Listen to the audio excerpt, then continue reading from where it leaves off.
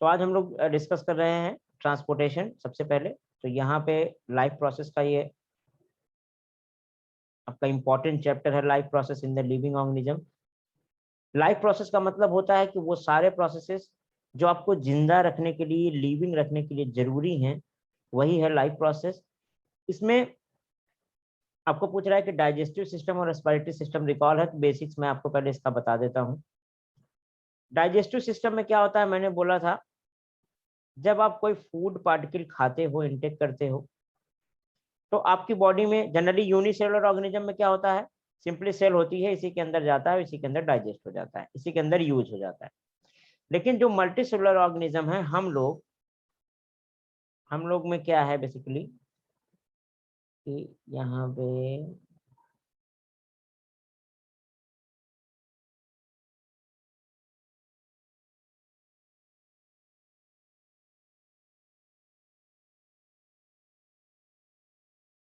यहाँ पे हम लोगों में डाइजेस्टिव सिस्टम होता है इस तरीके से।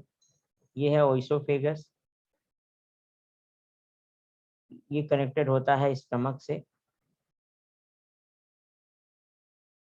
स्टमक से कनेक्टेड होता है डिओडिनम, और इसी डिओडिनम में कनेक्टेड होता है आपका ये लीवर, प्लस ये स्मॉल इंटेस्टाइन, फिर लार्ज इंटेस्टाइन, इस तरीके से आपका पूरा आप देखेंगे तो डाइजेस्टिव सिस्टम आपको दिखेगा। और फाइनली एनल कैनाल और एनस में खत्म हो जाता है। अब इसके चारों तरफ ब्लड वेसल्स होती हैं, तो जो भी फूड डाइजेस्ट हो जाता है, सिंपलेस्ट पार्टिकल में कन्वर्ट हो जाता है, वो ब्लड के अंदर अब्सॉर्ब हो जाता है। अब डाइजेस्टिव सिस्टम में क्या होता है basically, oral cavity, oral cavity के अंदर एक पाइप होती है, मतलब टोटल आप बात कर सकते हैं 2 पार्ट्स होते हैं डाइजेस्टिव सिस्टम के। पहला जो है पाइप, एक पाइप जैसा स्ट्रक्चर, उसके अंदर बहुत सारी ग्लैंड्स होती हैं, ठीक है, जो डिफरेंट टाइप के डाइजेस्टिव जूस सिक्रीट करती हैं। इस ग्लैंड्स में अगर हम बात करें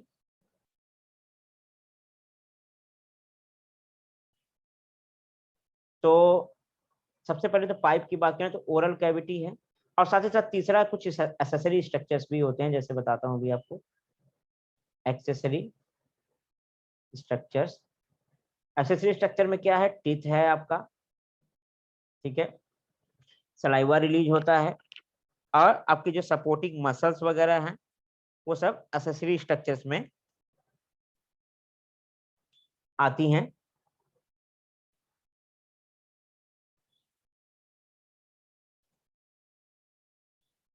यहाँ पे अगर हम बात करें, एक पाइप है, ओरल कैविटी है, ओरल कैविटी के अंदर टीथ है, इसके अंदर बहुत सारी ग्लैंड्स होती हैं, सेलेब्री ग्लैंड जिसको बोलते हैं, सब मैंडिबुलर, सब लिंगुअल, और पैरोटिड ग्लैंड यहाँ पे होती है। ये सब सलाइवा सिक्रीट करते हैं, और साथ ही साथ कुछ एंजाइम भी सिक्रीट करते हैं, जो कि मैस्टिकेशन में हेल्प करता है। साथ ही साथ इसमें टीथ होते हैं, जो ग्राइंडिंग में हेल्प करता है। तो फूड आपने इंटेक किया, उसको ग्राइंड करके छोटा छोटा टुकड़ों में टीथ आपका कर देता है। साथ ही साथ यहाँ से सलाइवा रिलीज होता है, उसमें कुछ अमाइलेज एंजाइम होते हैं, जो कि कार्बोहाइड्रेट का, जो अल्फा अमाइलेज होता है, कार्बोहाइड्रेट का डाइजेशन करता है। कभी भी जब आप चपाती खाते हो, तो काफी देर तक चबाने के बाद वो चपाती आपको काफी मीठी लगने लगती है। ये क्वेश्चन भी आता है, तो ऐसा क्यों है पता है?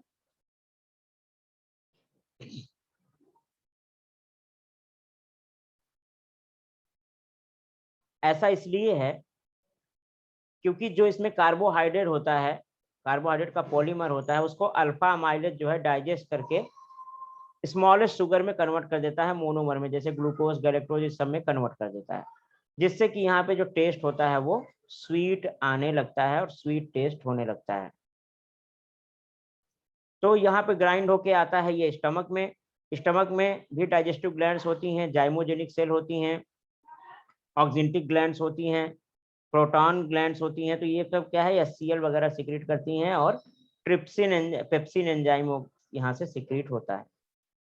पेप्सिन एंजाइम क्या होता है, एचसीएल इस मीडियम को एसिडिक बना देता है, ठीक है, और मीडियम प्रोवाइड करता है प्रोटीन डाइजेशन के लिए।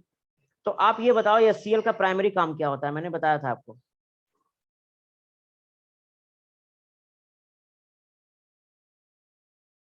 किसका सर? HCl जो सिक्रेट होता है स्टमक में, उसका प्राइमरी काम क्या होता है? Primary work, what is the primary functions of HCl secreted in our stomach? याद है कुछ? वो ए, वो है ना सर, एसिड्स क्रिएट करते हैं फूड में से। अच्छा, तो एसिड, क्यों एसिड जरूरी है यहाँ पे? भी तभी वो सब बर्न होके वो क्लीन रखता है। अच्छा, बर्न होता है उससे, ठीक है, बस खाली यही काम है इसका? Then digest the food.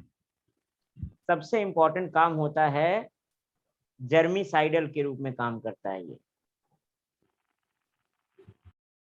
ठीक है, जर्मीसाइडल, यानी कि जितने बैक्टीरिया वायरसेस होते हैं खाने के साथ आपके पेट में जाते हैं, वो सब यहाँ जैसे ही HCl सिक्रेट होता है वो सब उसको जला देता है।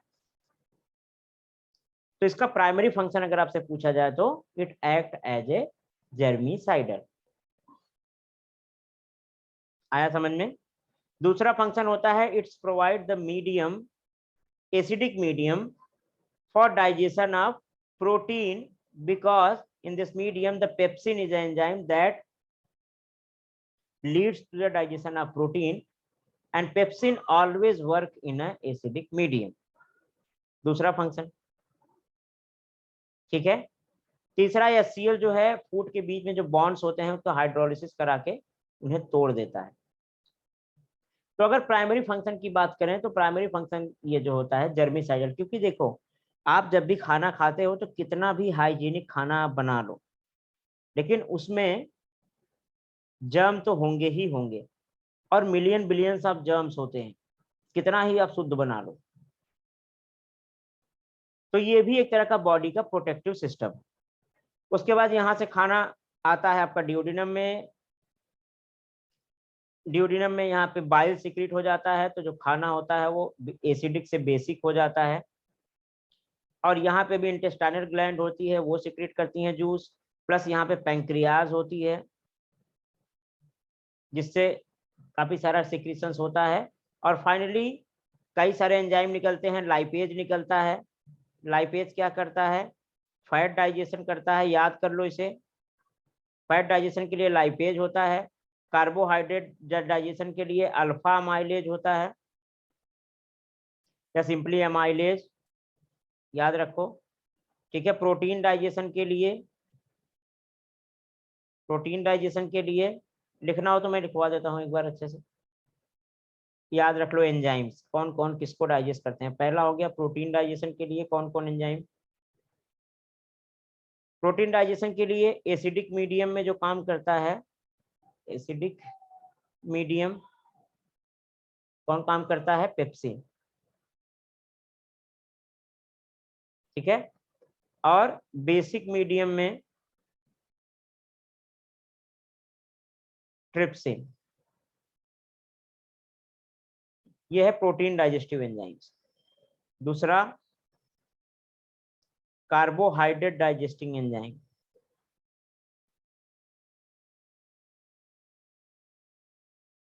कार्बोहाइड्रेट डाइजेस्टिव एंजाइम्स, ये है एमाइलेज। हर जगह हर स्पीसीज में करेगा ये, ठीक है। उसके बाद तीसरा जो है फैट डाइजेस्टिव एंजाइम या लिपिड डाइजेस्टिव एंजाइम्स।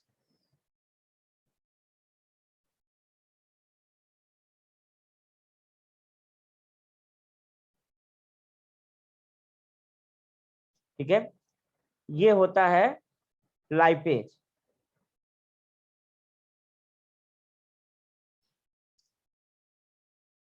लिख लिया?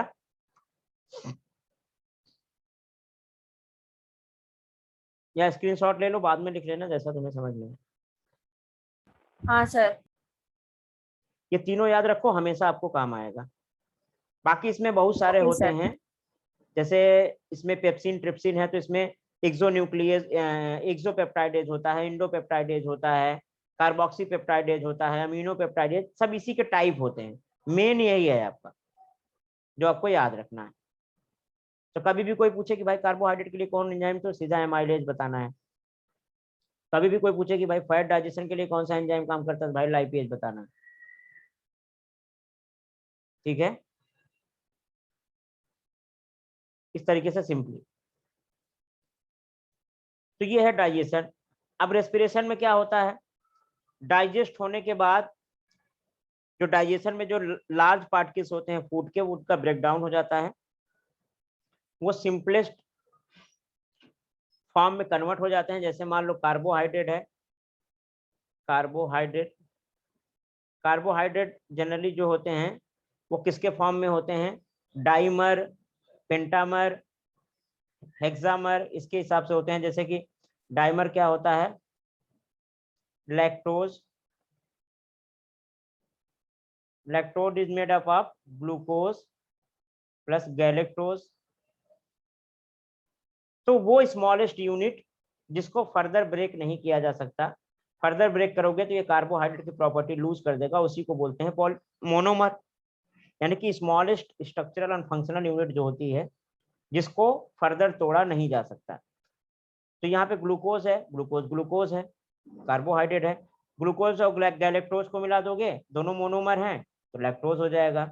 उसी तरीके से सुक्रोज, सुक्रोज भी क्या है, डाइमर है। किससे मिलके बना होता है, ग्लूकोज प्लस फ्रक्टोज से। ठीक है, तो इस तरीके से क्या है, जब यहाँ पे कार्बोहाइड्रेट जो होता है वो ग्लूकोज गैलेक्टोज में टूट जाता है, अगर लैक्टोज होगा तो, अगर सुक्रोज होगा तो ग्लूकोज फ्रक्टोज में टूट जाएगा। उसी तरीके से अगर प्रोटीन होती है, प्रोटीन किससे मिलके बनी होती है, अमाइनो एसिड से।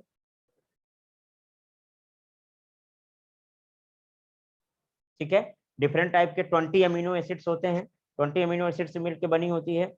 तो जो प्रोटीन होती है पॉलीपेप्टाइड चेन के रूप में होती है, यानी कि बहुत सारे amino acids A B C D, यहाँ भी डी ए सी समथिंग करके इस तरीके से चेन होती है, और ये चेन आपस में भी बॉन्डिंग रहती है इनमें। तो कई सारा फोल्डिंग होती है जिससे कि प्रोटीन बनती है। ये सब ब्रेक होके मोनोपेप्टाइड्स हो जाते हैं, और बाद में जितने अमीनो एसिड से बना होता है सारे अमीनो एसिड्स अलग हो जाते हैं। ठीक है, डाइजेशन में तो अमीनो एसिड्स मिल गए हमें। उसके बाद जो फैट होता है, ठीक है, फैट का ब्रेक डाउन होता है, तो फ्री फैटी एसिड, फ्री, ठीक है, free fatty acids plus cholesterol बन जाता है।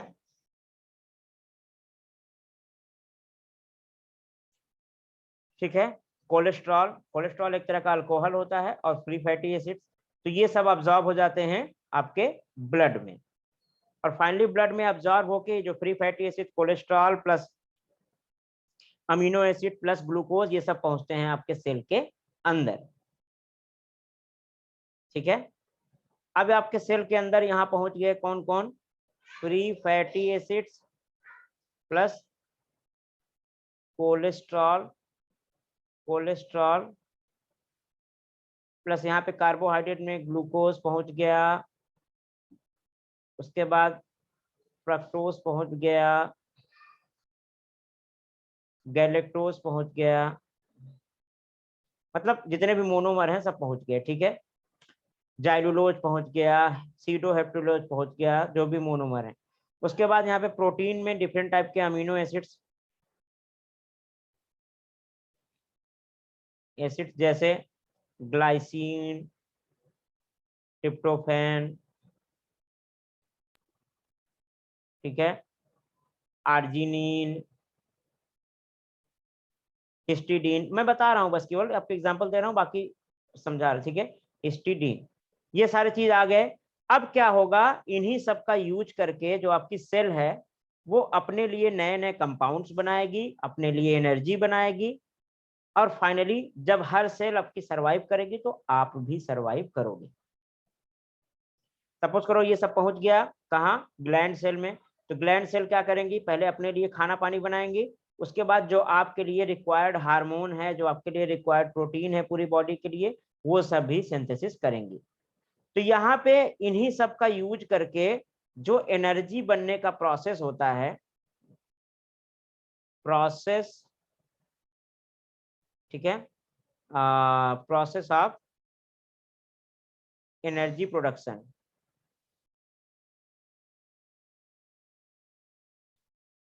उसी को बोलते हैं रेस्पिरेशन। तो जितने प्रोसेस से होके ये सब बर्न होते हैं ऑक्सीजन की प्रेजेंस में, एनर्जी देते हैं, उसी को बोलते हैं रेस्पिरेशन। तो सबसे इंपॉर्टेंट क्या है, फूड, ठीक है, फूड हुआ, उसके बाद इसका बर्निंग होगी किसके प्रेजेंस में, एंजाइम की प्रेजेंस में, एंजाइम प्लस ऑक्सीजन, यहाँ पे बनेगी energy in the form of ATP plus क्या निकलेगा, कार्बन डाइऑक्साइड प्लस वाटर। इस एनर्जी का यूज करके हमारी बॉडी में सेल के अंदर डिफरेंट प्रोसेसेस चलेंगे, जिसमें हमारे लिए नई प्रोटीन्स, नए फैट्स, नए हार्मोन्स, नए एंजाइम्स सब बनाए जाएंगे। तो यही प्रोसेस जो होता है रेस्पिरेशन होता है। अब इसमें जो फूड होता है, जैसे ग्लूकोज हो गया, इसमें सबसे प्राइमरी फूड ग्लूकोज होता है, जो हमें सबसे पहले एनर्जी देता है। यानी कि कार्बोहाइड्रेट में भी ग्लूकोज जो होता है वो सबसे पहले देता है। तो सबसे पहले कार्बोहाइड्रेट देता है। अगर कार्बोहाइड्रेट के अंदर भी बात करें तो ग्लूकोज, ठीक है, उसके बाद फ्रक्टोज, उसके बाद फिर गैलेक्टोज, मैनोज, इस तरीके से जितने भी कार्बोहाइड्रेट होते हैं सबसे पहले वो बर्न होके हमें एनर्जी देते हैं। उसके बाद अगर ग्लूकोज खत्म हो जाता है तो फैट डाइजेशन स्टार्ट हो जाता है। तो फैट क्या करेगा, बर्न होगा ऑक्सीजन की प्रेजेंस में और हमें एनर्जी देगा। फैट भी खत्म हो जाएगा तो प्रोटीन बर्न होना स्टार्ट हो जाएगा। तो कभी भी आप देखो कि फैट, प्रोटीन और उसके बाद फूड, ठीक है, तो तीनों जो है वन बाय वन करके आराम से ये एनर्जी देते हैं। यहाँ पे ग्लूकोज जो है आपका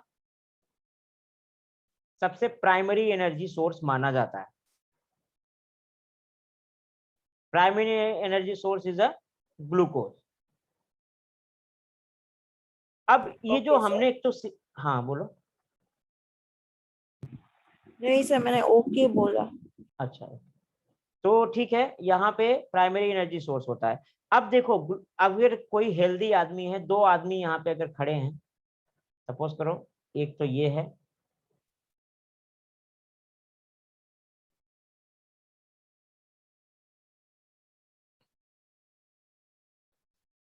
और एक जो है ये है,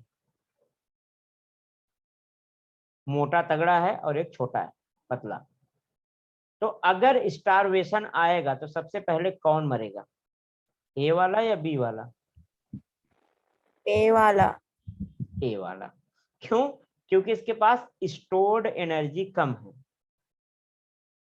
क्योंकि बी वाले के पास फैट ज्यादा है ना। और फैट हाँ की सर। बॉडी में अनलिमिटेड स्टोरेज कैपेसिटी होती है,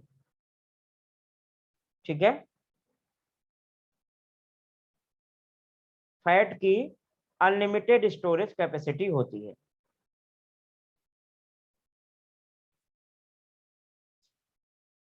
इसीलिए कहा जाता है कि अगर हेल्दी हो तो भूखमरी आएगी तो सबसे पहले वही मरेगा जो इसके पास फैट नहीं होगा, क्योंकि ग्लूकोज खत्म हो गया, ग्लूकोज खत्म हो जाएगा कुछ दिन बाद, उसके बाद फैट तो उसके बॉडी में बहुत थोड़ा सा है, वो भी खत्म हो जाएगा। उसके बाद प्रोटीन डाइजेशन स्टार्ट हो जाएगा। अब जैसे ही प्रोटीन डाइजेशन स्टार्ट हो जाएगा तो भाई आपकी पूरी बॉडी ही मैक्सिमम प्रोटीन से बनी हुई है, तो आपका सेल डैमेज होना स्टार्ट हो जाएगा और आपकी बॉडी बिल्कुल गलने लगेगी। इसीलिए कहते हैं कि अगर कोई हेल्दी आदमी है तो भूखमरी आएगा, स्टार्वेशन आएगा तो जल्दी नहीं मरेगा, ज्यादा देर तक सरवाइव कर पाएगा। तो ये रहा कंडीशन। अब ये जो मैंने प्रोसेस आपको बताया कि फूड है, इसके बाद यहाँ पे डिफरेंट प्रोसेसेस होते हैं, प्रोसेसेस के थ्रू फाइनली एटीपी बनती है, प्लस CO2 निकलती है, यहाँ पे ऑक्सीजन लगता है और यहाँ पे वाटर निकलता है।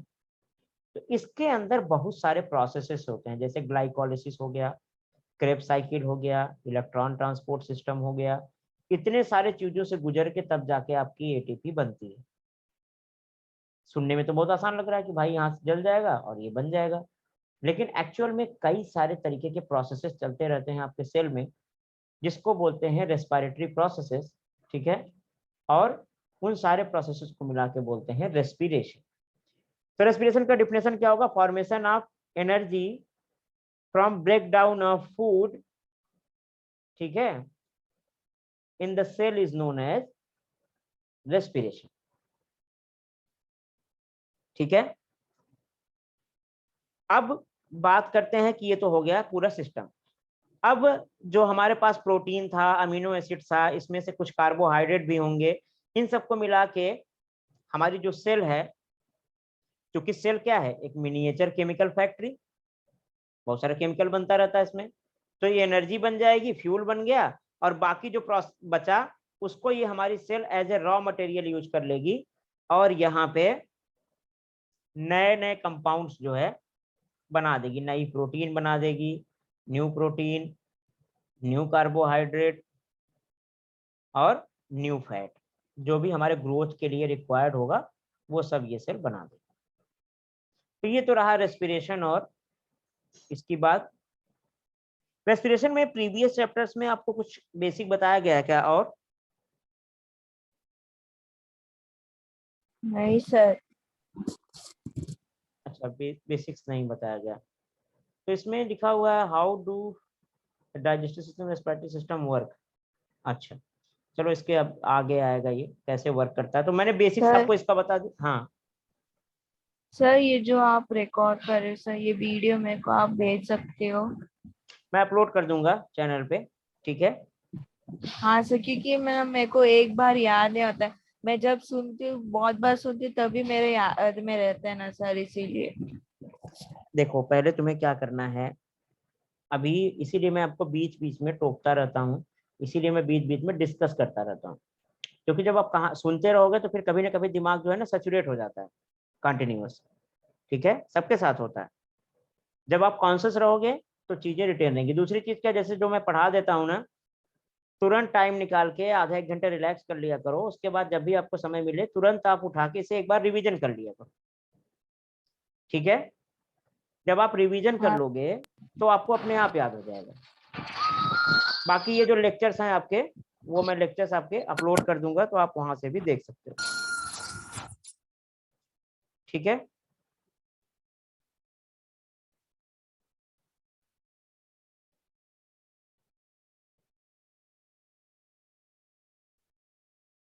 सुन पा रहे हो ना? सर। हाँ बोलो।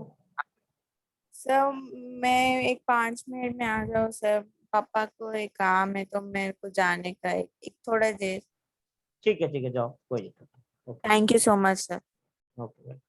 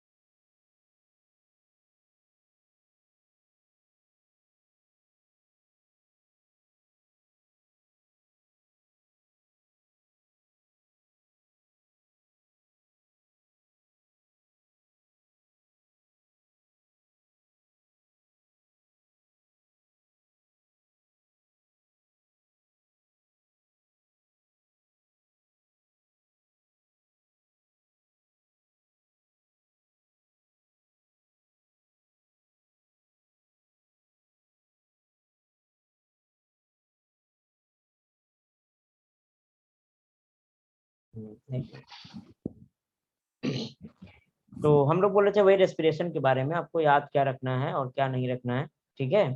तो इसमें how do the digestive system and respiratory system work, तो मैंने बोल दिया। अब हम लोगों में क्या होता है, सबसे इंपॉर्टेंट चीज मैंने अभी आपको बताया कि फूड होता है, फूड का जो है डाइजेशन होता है। तो यहाँ पे ऑक्सीजन की प्रेजेंस में क्या होता है, फूड की बर्निंग होती है। ऑक्सीजन की एब्सेंस में भी होती है, जिसे एनारोबिक रेस्पिरेशन बोलते हैं, और ऑक्सीजन के प्रेजेंस में अगर होता है तो एरोबिक रेस्पिरेशन बोलते हैं। नाम से ही पता चल रहा है, एरोबिक यानी कि एयर होगी, एयर के प्रेजेंस में होगी, तो एयर में मुख्यतः ऑक्सीजन होती है, ठीक है, ज्यादातर। इस वजह से हम यहाँ पे याद रखने के लिए रख सकते हैं। तो यहाँ पे रेस्पिरेशन और यहाँ पे एनर्जी बनती है।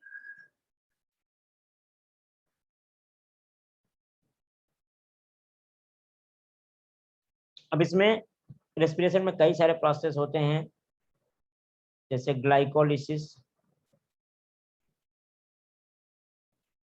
Plus Krebs cycle plus electron transport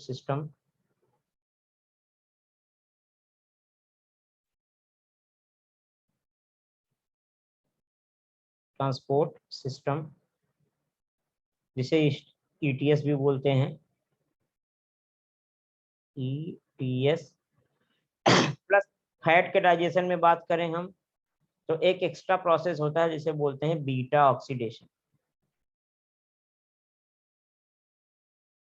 इन सब प्रोसेसेस में मिला के तब जाके आपकी एनर्जी बनती है। फिर एनर्जी का यूज करके हमारी बॉडी जो है वो डिफरेंट टाइप के प्रोडक्ट्स बनाती है। अब बात करते हैं इस ऑक्सीजन को सेल तक लाने के लिए, यानी कि ब्लड तक लाने के लिए। तो ब्लड में आ जाएगा तो ब्लड से सेल में पहुंच जाएगा।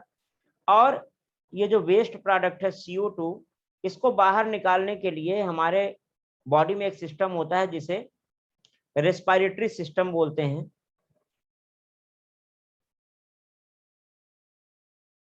सिस्टम, ठीक है। रेस्पिरेटरी सिस्टम में क्या होता है, फेरिंग्स होते हैं, ठीक है, लैरिंग्स होते हैं, ट्रैकिया होता है, मेन बता रहा हूं आपको, ठीक है। ट्रैकिया होता है प्लस लंग्स होते हैं। तो मेनली अगर देखें तो लंग्स होते हैं और ट्रैकिया। तो लंग्स और ट्रैकिया हो गया, ठीक है, और आपके फेरिंग से जुड़े हुए रहते हैं। तो यहाँ से ये जो सिस्टम होता है, इसका बस इतना ही काम होता है, ये ब्लड से कार्बन डाइऑक्साइड को बाहर फेंक देता है और ब्लड में ऑक्सीजन को ले आता है।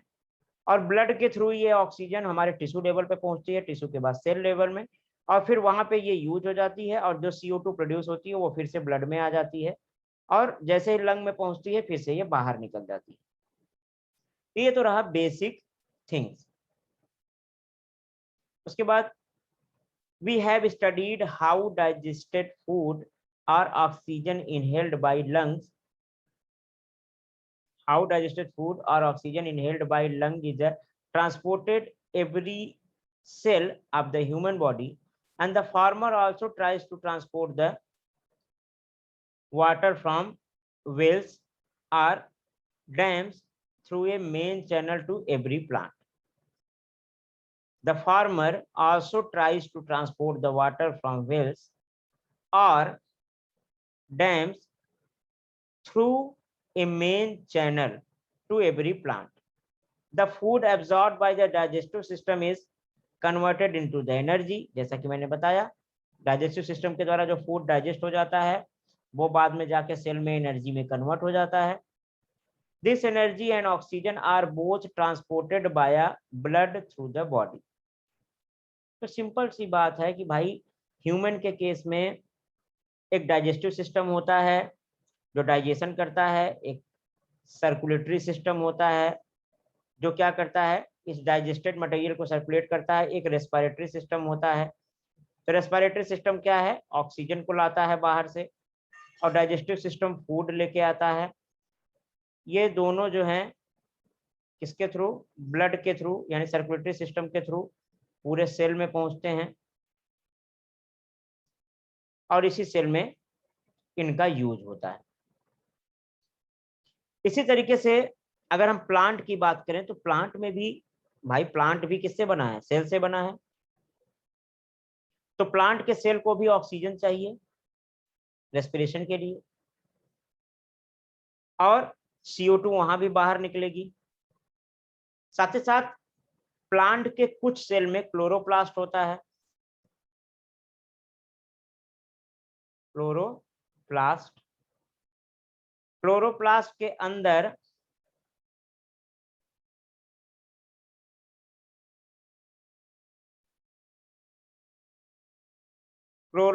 अंदर इस तरीके से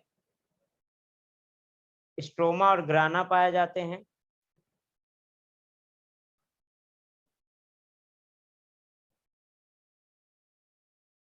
इसके अंदर क्लोरोफिल होता है। क्लोरोफिल,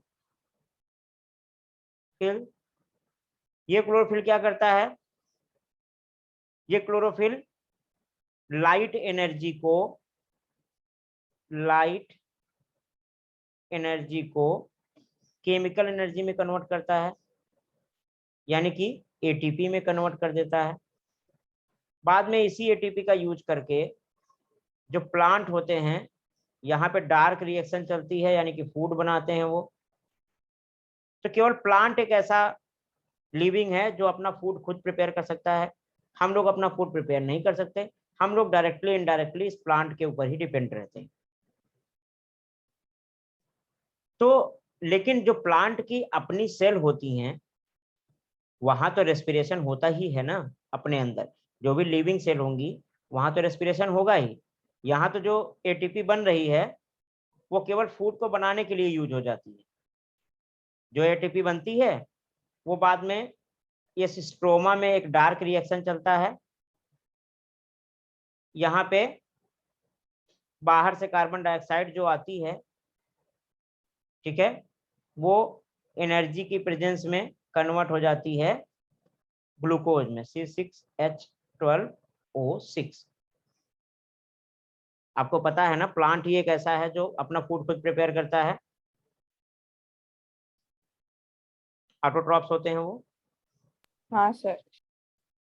तो यहाँ सिंपली क्या है, देखो, तो इस हिसाब से प्लांट कार्बन डाइऑक्साइड निकालते भी हैं और यूज भी करते हैं। इस हिसाब से तो यही हुआ ना, क्योंकि भाई हाँ हमारी सर। सेल्स लिविंग है, तो हमारी सेल्स में कार्बन डाइऑक्साइड निकलता है, ऑक्सीजन यूज होता है, क्योंकि रेस्पिरेशन होता है, एनर्जी बनती है। उस हिसाब से यहाँ भी अगर देखा जाए तो जो प्लांट की लिविंग सेल है उसमें ये प्रोसेस तो होता ही होता है। लेकिन यहाँ पे हम लोग धड़ल्ले से बोलते हैं कि हम लोग कार्बन डाइऑक्साइड निकालते हैं और प्लांट जो है वो कार्बन डाइऑक्साइड यूज करते हैं। ऐसा आपने सुना होगा बचपन से, है ना? हम लोग कार्बन डाइऑक्साइड निकालते हैं, प्लांट यूज करते हैं, और प्लांट ऑक्सीजन निकालते हैं, हम लोग ऑक्सीजन यूज करते हैं। लेकिन यहाँ मैं तो बोल रहा हूँ कि भाई प्लांट तो कार्बन डाइऑक्साइड भी निकालते हैं। तो एक बात मैं बता दूं कि जितना कार्बन डाइऑक्साइड यूज होती है उससे कहीं ज्यादा, जितना कार्बन डाइऑक्साइड प्लांट निकालते हैं उससे कहीं ज्यादा कार्बन डाइऑक्साइड ये फिक्स करते हैं। इसीलिए अगर ओवरऑल देखा जाए तो यूज करने वाला कार्बन डाइऑक्साइड वो ज्यादा होता है, क्योंकि प्लांट में लिविंग सेल बहुत कम होती है, ठीक है। तो इस वजह से रेस्पिरेशन भी उसमें बहुत कम होता है। लेकिन ग्रीन लीव्स बहुत ज्यादा होती हैं जिसमें कि लिविंग सेल होती हैं, तो उसमें कार्बन डाइऑक्साइड बहुत तेजी से यूज होता है और ग्लूकोज बनता है। यही ग्लूकोज कार्बोहाइड्रेट के फॉर्म में, स्टार्च के फॉर्म में स्टोर रहता है। बाद में जब हम प्लांट को खाते हैं तो हमारी बॉडी में ये आ जाता है। तो ये तो रहा पूरा स्ट्रक्चर, कैसे कैसे यूज होता है। तो इसका मतलब क्या है कि प्लांट भी कार्बन डाइऑक्साइड निकालते हैं, लेकिन वो बहुत कम मात्रा में निकालते हैं, यूज ज्यादा मात्रा में करते हैं। ठीक है, आया समझ में?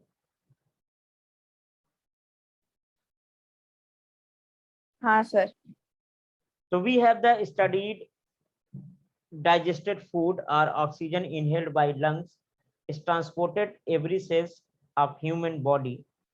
The farmer also tries to, उसी तरीके से जैसे हम लोगों ने देखा कि भाई फूड डाइजेस्ट होता है, ऑक्सीजन आता है, उसका ऑक्सीजन और फूड को कौन ट्रांसपोर्ट करता है डिफरेंट डिफरेंट बॉडी में, हर जगह कौन पहुंचाता है, तो ब्लड पहुंचाता है। उसी तरीके से अगर एक किसान की बात करें तो वो भी देखो अपने प्लांट को सींचने के लिए डैम से, वेल से वाटर को निकाल के या मशीन के थ्रू निकाल के वो अपने खेतों तक पहुंचाता है डिफरेंट चैनल पे, तभी तो नरिशमेंट मिलता है। उसी तरीके से अगर पर्टिकुलर प्लांट की बात करें हम, तो प्लांट भी किससे बना हुआ है, डिफरेंट टाइप की सेल से बना हुआ है, लिविंग सेल से। तो इस लिविंग सेल को भी वाटर चाहिए, मिनरल्स चाहिए सर्वाइव करने के लिए, फूड चाहिए। फूड तो ये खुद बना लेते हैं अपना, लेकिन एक्चुअली फूड बनाने के लिए जो रॉ मटेरियल है वो तो चाहिए ना, जैसे कार्बन डाइऑक्साइड हो गया, ठीक है, प्लस इसमें रेस्पिरेशन होगा तो थोड़ा बहुत ऑक्सीजन भी चाहिए। ये ऑक्सीजन रिलीज करते हैं, लेकिन थोड़ा बहुत ऑक्सीजन तो इनको खुद के लिए चाहिए होता है, जो रेस्पिरेशन होता है। साथ ही साथ इसमें डिफरेंट टाइप के मिनरल्स चाहिए अपना फूड बनाने के लिए। डिफरेंट टाइप के मिनरल्स के बाद इसमें जो है वाटर भी चाहिए। ये सब कहाँ से मिलेगा, ये सब मिलेगा सॉइल से। तो वाटर वगैरह मिनरल वगैरह तो इनको सॉइल से मिल जाता है। जो कार्बन डाइऑक्साइड होता है वो डायरेक्टली स्टोमेटा से मिल जाता है, ठीक है, इनसे। और फाइनली यहाँ पे फोटोसिंथेसिस होती रहती है, तो ये अपना फूड खुद बना लेते हैं। बाद में इसी फूड का यूज करके वो रेस्पिरेशन करते हैं, तो रेस्पिरेशन में वो सेम प्रोसेस करते हैं जैसे हमारे अंदर होता है। तो ये फूड बनाते बहुत ज्यादा मात्रा में है, इसलिए कार्बन डाइऑक्साइड को बहुत ज्यादा मात्रा में यूज करते हैं, लेकिन फूड का यूज ये बहुत कम करते हैं, इसलिए कार्बन डाइऑक्साइड निकलती यहाँ पे बहुत कम है। तो इसीलिए ओवरऑल बोलते हैं जो नेट वैल्यू होती है वो यूज वाला ज्यादा होता है। तो इसी को ट्रांसपोर्ट करने के लिए प्लांट के अंदर भी एक ट्रांसपोर्टिंग सिस्टम होता है, जो मैंने बताया था आपको।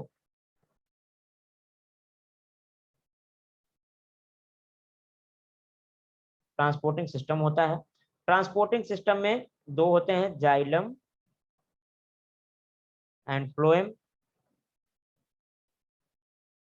जाइलम में ट्रांसपोर्टेशन होता है, यानी कि जाइलम में वाटर फ्लो करता है, वाटर नीचे से ऊपर की तरफ जाता है, और इसके साथ साथ मिनरल्स वगैरह भी ट्रांसपोर्ट होके लीफ तक पहुंच जाते हैं। अब वाटर मूव कैसे करता है, तो वाटर मूव करता है ड्यू टू द ट्रांसपीरेशन की वजह से।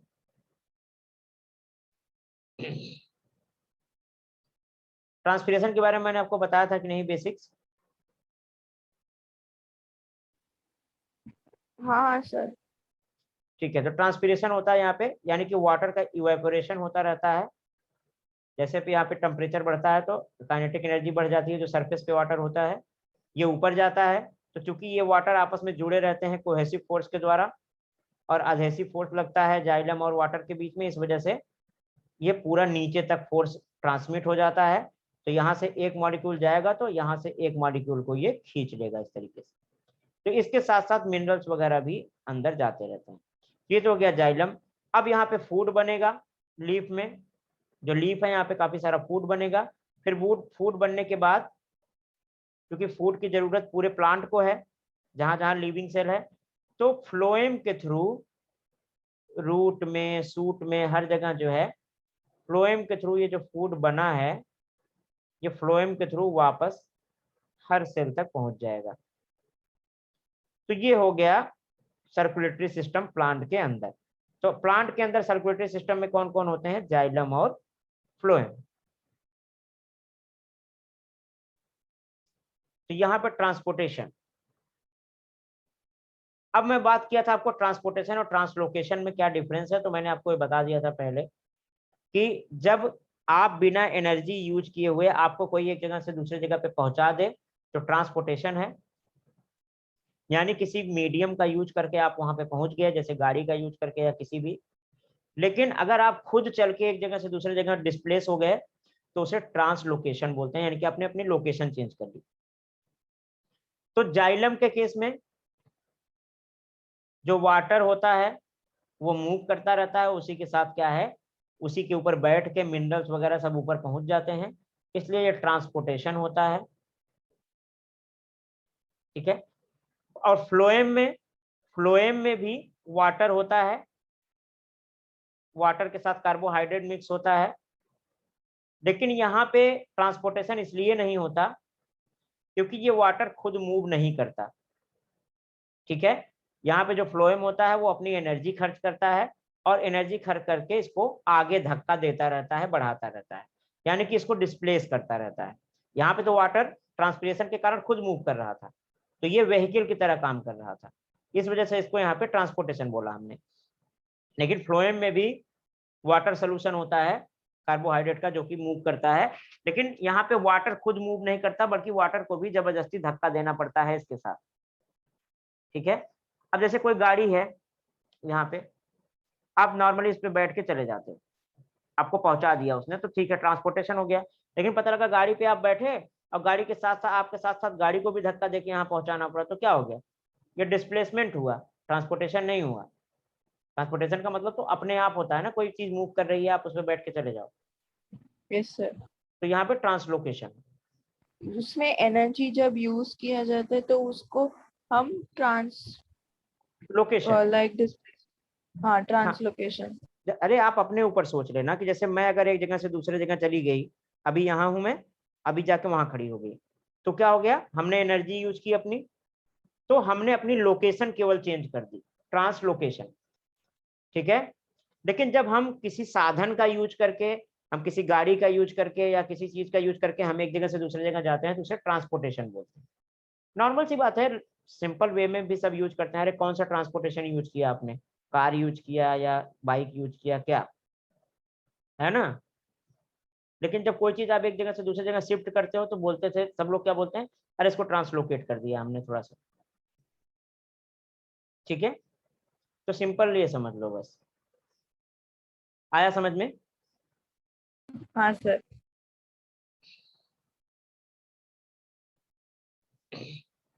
Transportation, by the process of the transportation a substance either synthesized or absorbed in the part of the body reaches another। कहने का मतलब transportation by the process of transportation क्या होता है, एक जगह ऑब्जर्व होकर दूसरी जगह पहुंच जाता है किसी मीडियम के थ्रू, तो उसे ट्रांसपोर्टेशन बोलते हैं। अब आपकी बुक में ट्रांसपोर्टेशन ही दोनों को दिखाया गया है, लास्ट में बताता है एक जगह की जो फ्लोएम में होता है वो ट्रांसलोकेशन होता है, हर जगह ट्रांसपोर्टेशन का ही यूज कर रहा है वो। तो आपको बेसिक चीज पता चल गई डिफरेंस की एक्चुअल में ट्रांसलोकेशन क्या है और ट्रांसपोर्टेशन क्या है, तो फिर आप कुछ भी यूज करें कोई फर्क नहीं पड़ता। ठीक है। Why do we eat fruit and vegetables? Do the plant also need minerals like we do? जरूरत पड़ती है, क्योंकि हम लोग फ्रूट खाते हैं, वेजिटेबल्स खाते हैं। क्यों खाते हैं, क्योंकि कहीं ना कहीं हमें भी मिनरल्स की जरूरत पड़ती है और ये मिनरल्स इस फ्रूट में और वेजिटेबल में पाए जाते हैं। तो जब इस वेजिटेबल में फ्रूट और मिनरल्स होंगे तो कहीं ना कहीं प्लांट को भी तो मिनरल फ्रूट की जरूरत पड़ेगी, मिनरल और उसकी जरूरत पड़ेगी, तभी तो ये इसमें स्टोर करेंगे। तो प्लांट को भी अपना फूड बनाने के लिए मिनरल्स की जरूरत पड़ती है। ठीक है। Why do we eat fruit and vegetables, हम फ्रूट और वेजिटेबल्स क्यों खाते हैं, क्योंकि हमें डिफरेंट डिफरेंट टाइप के मिनरल्स की जरूरत पड़ती है, विटामिन की जरूरत पड़ती है जो कि इन फ्रूट और वेजिटेबल से हमें मिलते हैं। तो इसका मतलब क्या है, इस फ्रूट और वेजिटेबल को बनाने के लिए प्लांट को भी तो मिनरल की जरूरत पड़ेगी, तभी तो ये इस फ्रूट में स्टोर करेगा वो। तो वही चीज पूछ रहा है, from where do the plant get inorganic substance other than the carbon dioxide and oxygen. तो कार्बन डाइऑक्साइड और ऑक्सीजन जो होता है, यहाँ पे अगर ध्यान से देखो ये लीफ है,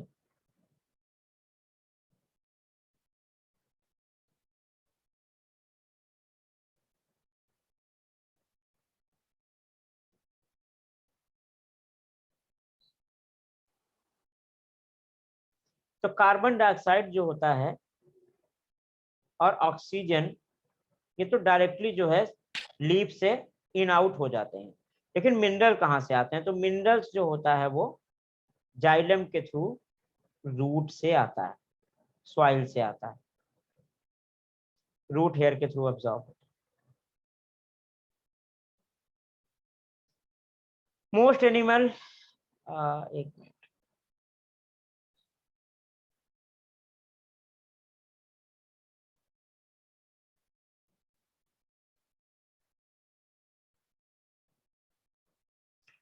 most of the animal move from place to place but plant do not. ज्यादातर एनिमल क्या है, एक प्लेस से दूसरे प्लेस पे जाते हैं। रीजन क्या है, क्योंकि एनिमल को भगवान ने ऐसी कोई कैपेसिटी नहीं दे रखी है, गॉड ने ऐसी कोई कैपेसिटी नहीं दे रखी है कि वो अपना फूड खुद बना सकते हैं। इसीलिए भगवान ने उनको मूवेबल बना दिया। ठीक है, मूवेबल बना दिया, नेचर ने एनिमल को मूवेबल बना दिया, क्योंकि भाई तुम मूव कर लो और अपने फूड को खुद ढूंढ लो। लेकिन प्लांट के अंदर ऑटोट्रॉफिक कैपेसिटी होती है, अपना फूड खुद बनाने की कैपेसिटी होती है। इस वजह से जो प्लांट होते हैं वो, ठीक है, वो स्टेबल रहते हैं। अब काफी सारे छोटे प्लांट्स भी होते हैं जो शुरू में मूवेबल थे, अभी भी कुछ हाइड्रोफाइट्स होते हैं जो मूवेबल होते हैं, लेकिन उनकी संख्या बहुत कम होती है। कुछ एनिमल भी होते हैं जो सीडेंटरी होते हैं और स्टेबल होते हैं, लोअर एनिमल्स, लेकिन मैक्सिमम एनिमल्स जो है मूवेबल होते हैं। Most animal move from one place to another place but plant do not.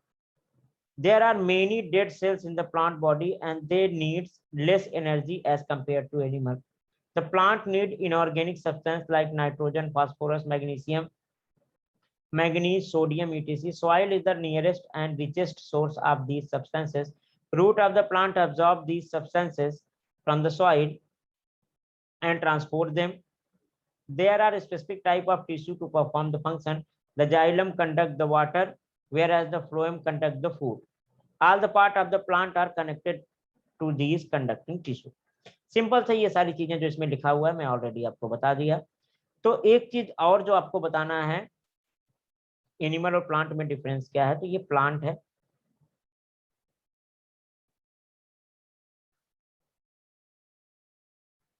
ये बड़ा सा ट्री है,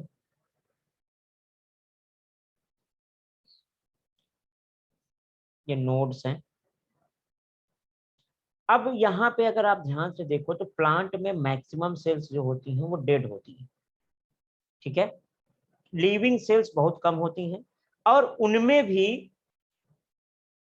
कुछ सेल होती हैं जिनके अंदर ग्रोथ होता है। बताया था आपको, जिनको मेरिस्टेमेटिक टिश्यू बोलते हैं।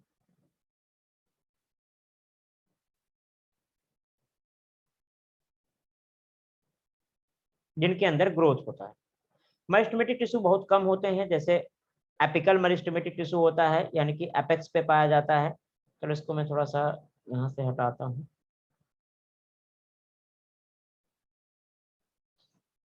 सो वो वर्ड क्या है? मैं message meristematic tissue, meristematic tissue, मेरी वो क्या है? MERI, मेरिस्टेमेटिक टिश्यू, ये क्या है? हेलो, क्या पूछ रहे हो? हाँ सर, वो मीनिंग। मेरिस्टेमेटिक टिश्यू, MERISTE, एक मिनट में सही से लिख देता हूँ।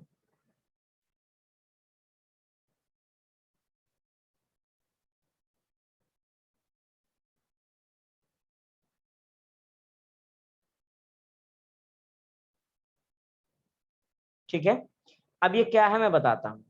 प्लांट के अंदर दो तरीके की टिश्यू होते हैं। पहला परमानेंट टिश्यू,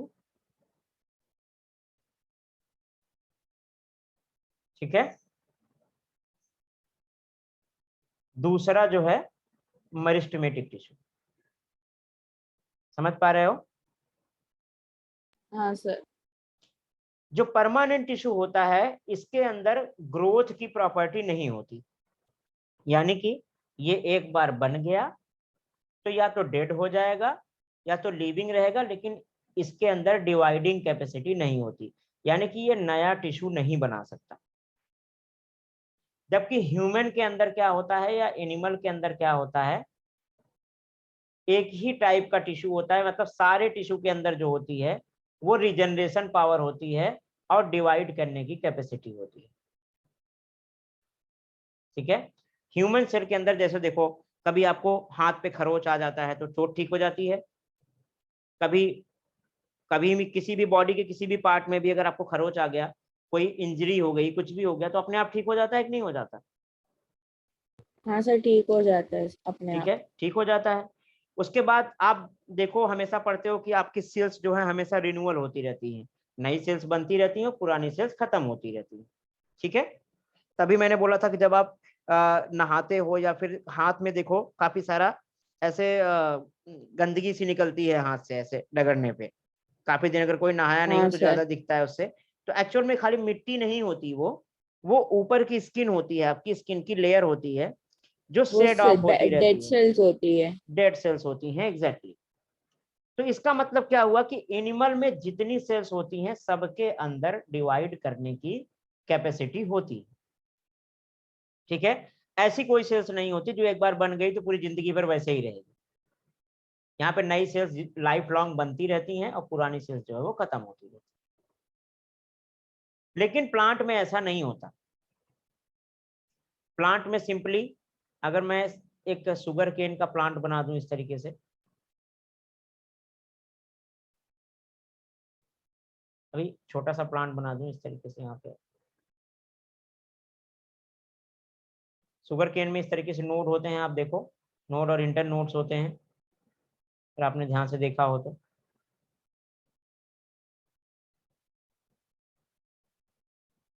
शुगर केन का प्लांट देखा आपने?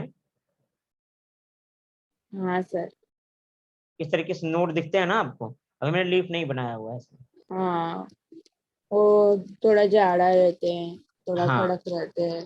हाँ, तो अभी देखो इसमें, इसमें क्या होता है, परमानेंट टिश्यू होता है और मेरिस्टेमेटिक टिश्यू होता है।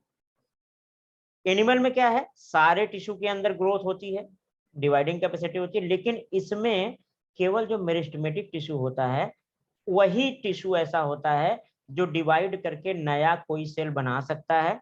बाकी जो एक बार परमानेंट टिश्यू बन गया, डिफरेंशिएट हो गया, वो कभी भी नया टिश्यू नहीं बना सकता, वो जैसा है वैसा ही रहेगा। समझ गए? तो यहाँ पे ये मेरिस्टेमेटिक टिश्यू तीन टाइप का होता है। एक होता है एपिकल मेरिस्टेमेटिक टिश्यू, दूसरा होता है inter calorie meristematic tissue, inter calorie meristematic tissue, और तीसरा होता है सी वाला लेटरल मेरिस्टेमेटिक टिश्यू।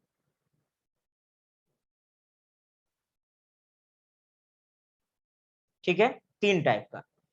एपिकल क्या होता है, अपेक्स पे होता है। कभी भी आप देखते हो कोई भी प्लांट ग्रो करता है तो अपेक्स पे ही उसकी पत्तियां निकलती हैं या ब्रांचेस आगे बढ़ती हैं, कभी ध्यान से देखा है आपने प्लांट को? एपेक्स पे, यहीं से आपकी पत्तियां निकलेंगी, यहीं से आपके फ्लावर्स निकलेंगे। ध्यान दिया है आपने कभी?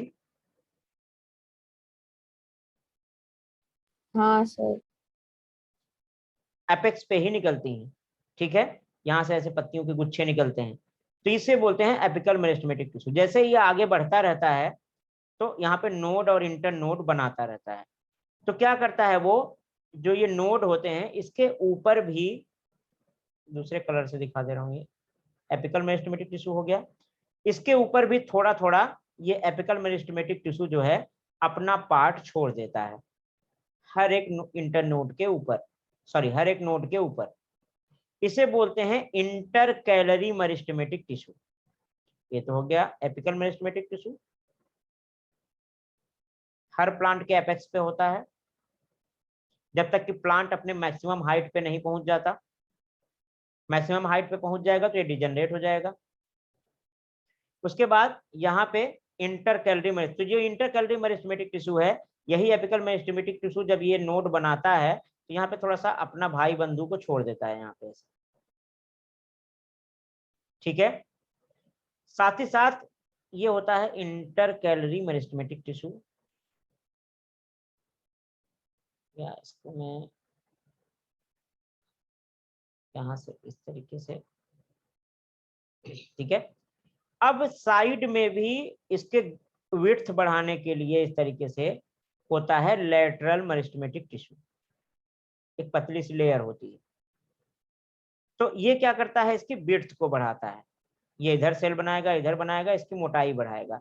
और ये जो इंटर कैलोरी होता है, ये इन दो नोड्स के बीच का लंबाई बढ़ाएगा, यहाँ पे नई सेल्स बनाता रहेगा जिससे कि इसकी लंबाई बढ़ जाएगी। और एपिकल क्या है, ओवरऑल प्लांट की लंबाई बढ़ाता रहेगा। बाकी सारी जो सेल्स होती हैं वो परमानेंट सेल होती है। तो ये मेरिस्टेमेटिक टिश्यू क्या है, ये परमानेंट सेल बनाता रहता है, डिफरेंशिएट होता रहता है, खुद डिवाइड करता रहेगा। जब प्लांट मैक्सिमम हाइट पे अपने पहुंच जाएगा, सपोज करो एक प्लांट 3 मीटर का होता है, तो 3 मीटर पे जैसे ही पहुंच जाएगा, ये इंटर कैलोरी मेरिस्टेमेटिक टिश्यू भी सारा परमानेंट में कन्वर्ट हो जाएगा, और उसके बाद फिर प्लांट की हाइट नहीं बढ़ेगी।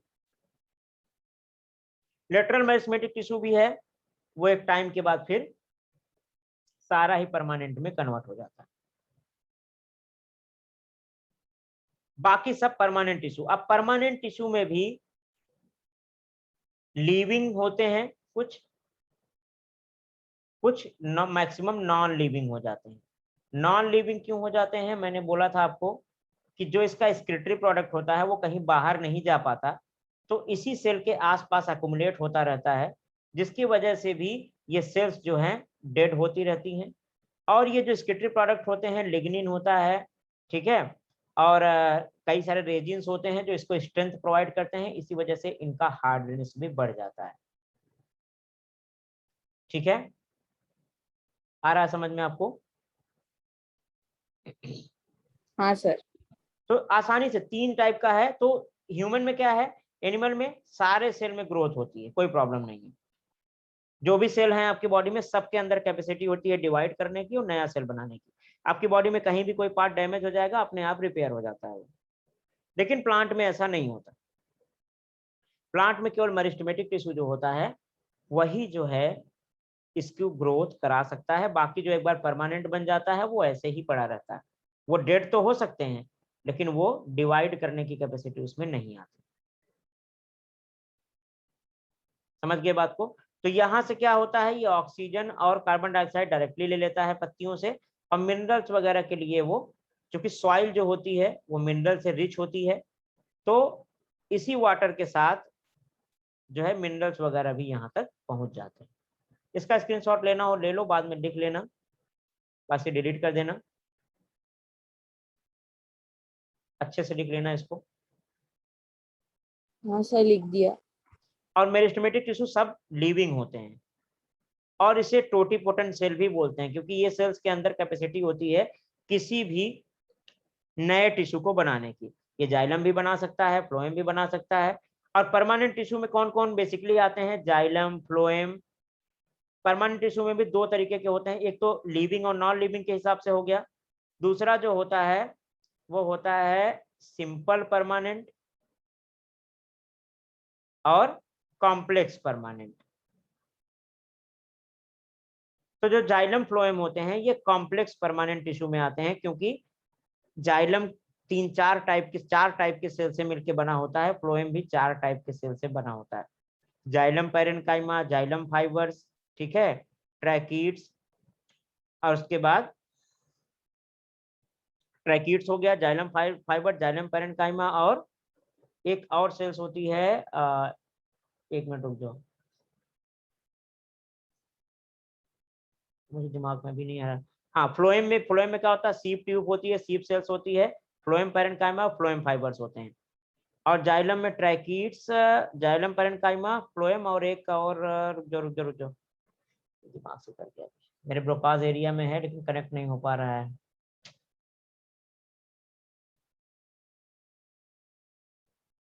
एक मिनट, जस्ट अ मोमेंट रुको तो।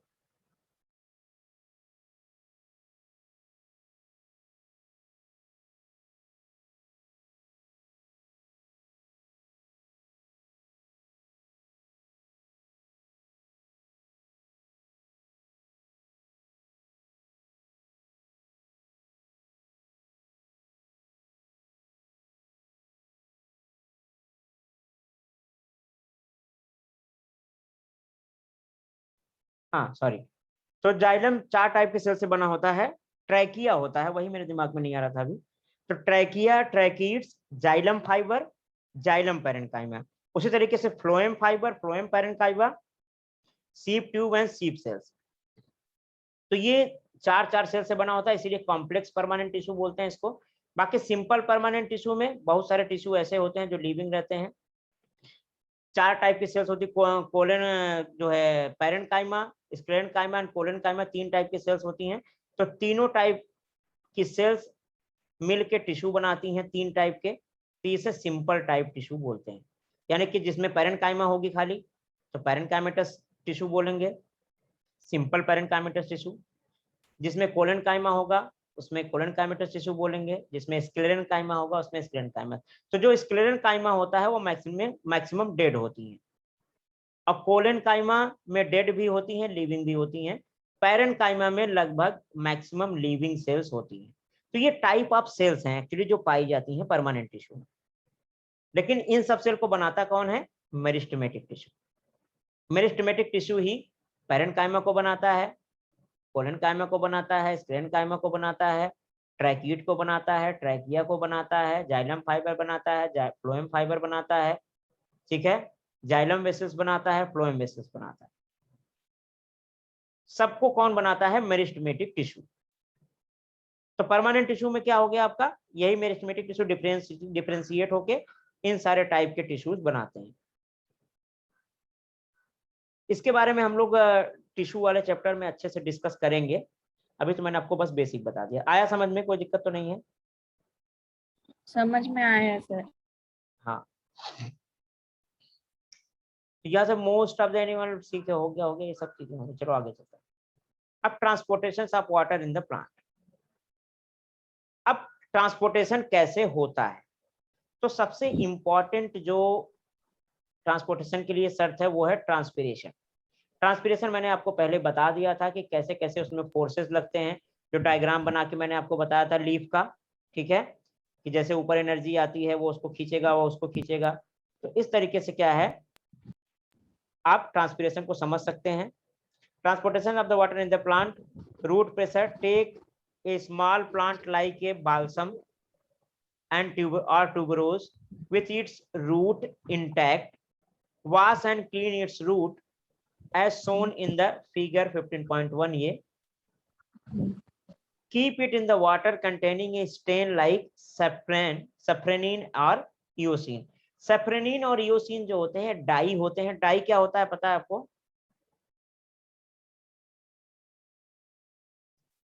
डाई कुछ नहीं होता। हाँ बोलो। एक कलर होता है। Colour, exactly. कलर। हाँ, तो ये बायोलॉजिकल डाई होते हैं। कहने का मतलब है कि बायोलॉजिकल सब्सटेंस को कलर करने के लिए यूज होते हैं, जिससे हम आसानी से उनकी स्टडी कर सकते हैं। तो यहाँ पे सैफ्रेनिन और इयोसिन डाल देते हैं पानी में, और इसके रूट को क्लीन करके इसमें डाल देते हैं, और इसको स्टैंड के सहारे फिक्स कर देते हैं, नहीं तो ये गिर जाएगा। उसके बाद इसे हम रख देते हैं धूप में। थोड़ा देर बाद यहाँ पे देखते हैं कि रेड रेड सा वाटर ड्रॉप पत्तियों के ऊपर दिखता है, यानी कि ये पानी जो है रेड वाला पानी एब्जॉर्ब कर रहा है, और एब्जॉर्ब करके इन पत्तियों पे जो है वो दिख रहा है। कलर चेंज कर देता हूं। तो यहाँ पे ये रेड वाला पानी एब्जॉर्ब कर रहा है,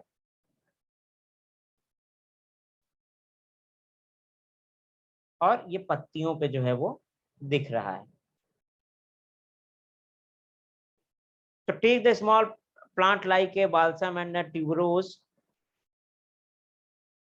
with its root intact, wash and clean its root as shown in the figure. Keep it in water containing a stain like safranin and eosin. Observe the stem and the veins of the leaves after 2 to 3 hours. 2-3 घंटे के बाद जब हम इसको observe करते हैं तो हमें क्या मिलता है?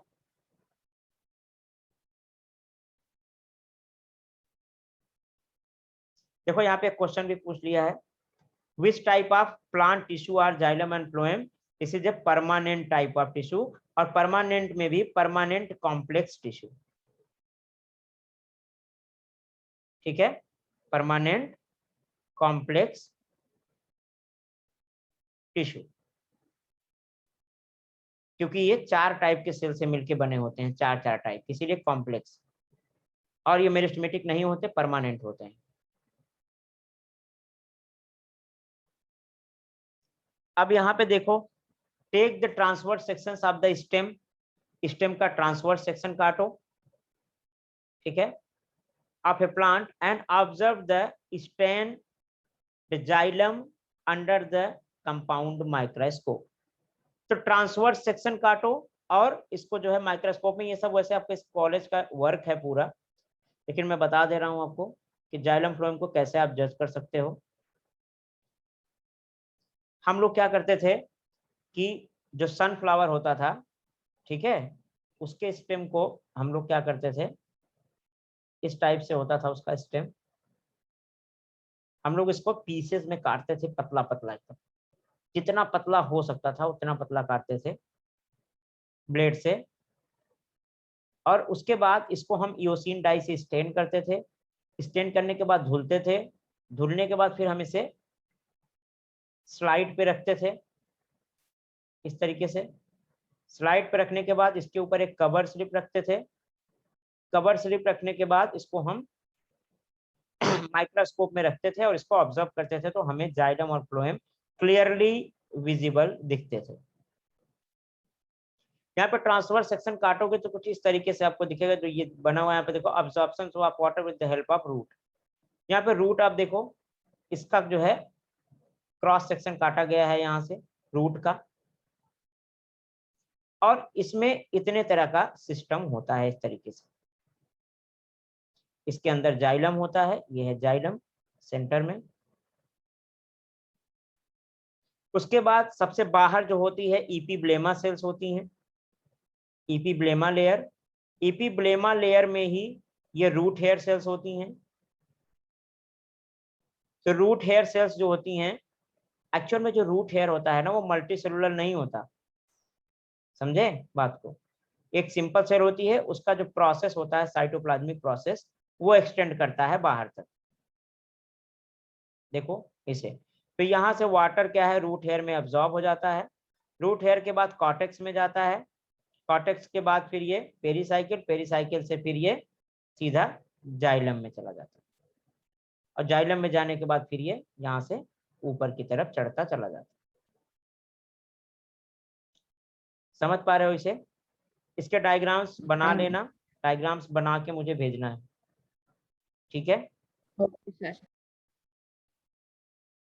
Root cell are in contact with the water and minerals in the soil, and water and minerals enter the soil on the root surface due to difference in the concentration.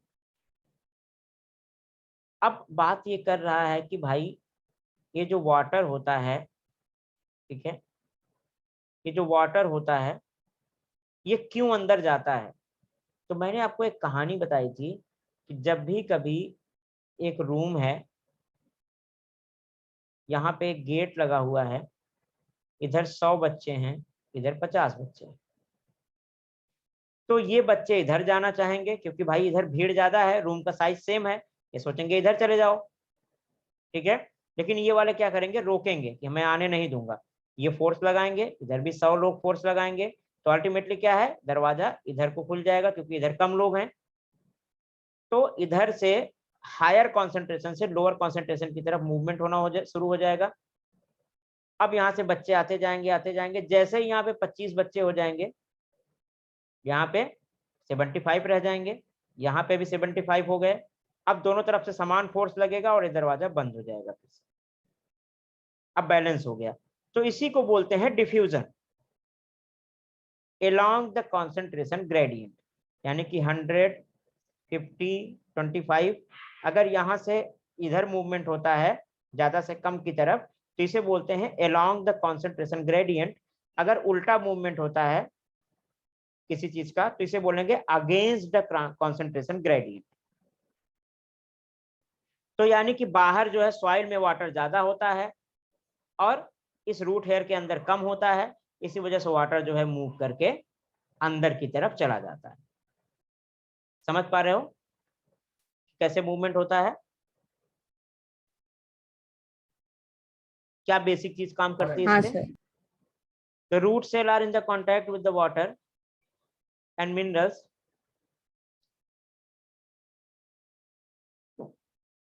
और उसके बाद यहाँ से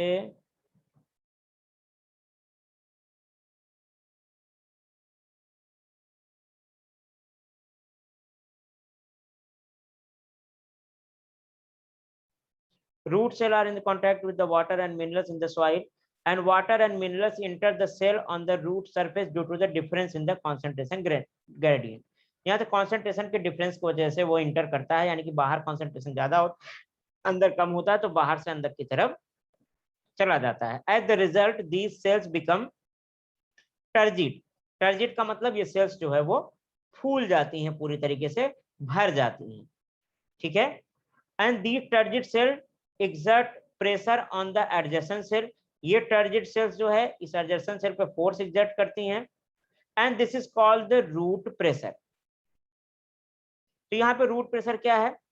बेसिकली यहाँ पे concentration gradient के कारण water अंदर आ गया, मिनरल अंदर आ गया, उसके बाद ये सेल फूल जाएंगी, काफी प्रेशर हो जाएगा इस पे, जिसके कारण क्या होगा?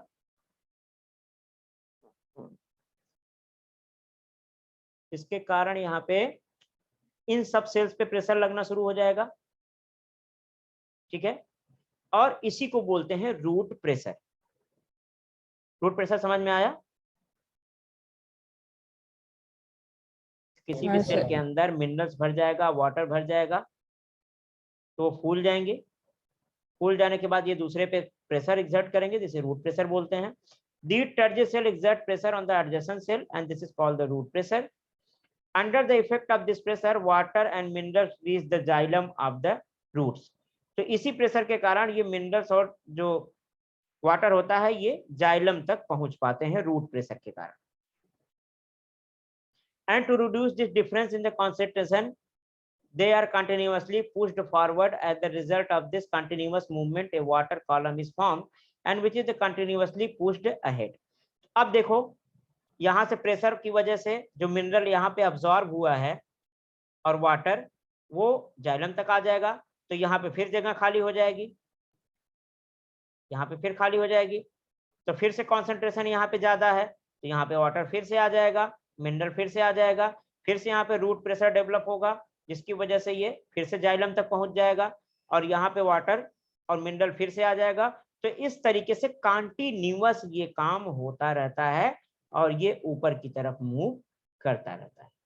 इधर रूट प्रेशर इसको प्रेशराइज कर रहा है, ऊपर से जो है ट्रांसपिरेशन फोर्स लग रहा है जो इसको खींच रहा है.